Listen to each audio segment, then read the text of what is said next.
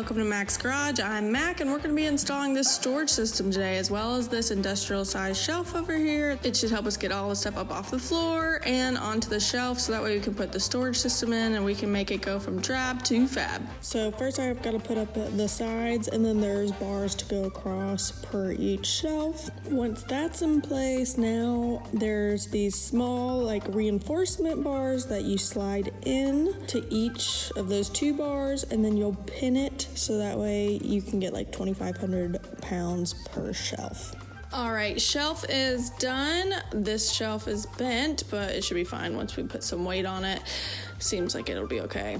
Looks good. Looks like we'll be able to get all this stuff off the floor in order to be able to put the system up. So my husband finished electrical, so it was time to be able to put it in the storage, but first we have to do insulation and then plywood back instead of a drywall back. And then we finished the shelf as we saw. It is now full of crap, so it was out of the way. This is our essentially toolbox, but a rolling project cart, and it already has a scratch in it. So we're gonna go ahead and unbox everything, even though it's not really time to install, just to make sure that there's not any more scratches, and so that way we can either return, exchange, however they want to do it. So this system is an 11-piece system. There is 3 lockers, 2 are 30-inch and one's a 42-inch.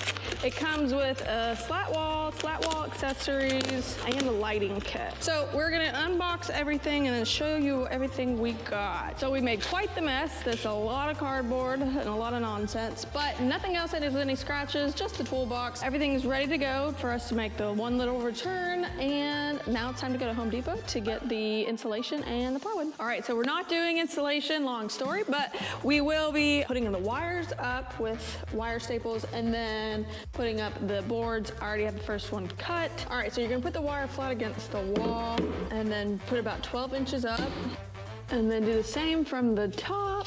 Don't mind how it looks. There's gonna be something in front of it, so we are good to go.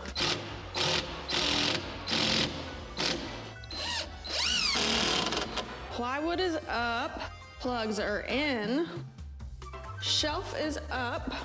All we have left, which is a lot, the storage system. So it's 2 weeks later. I had like thing after thing happen. I had to drill that all the batteries were bad. I had to buy new batteries. I had to get new plywood on one of them because it was too bowed.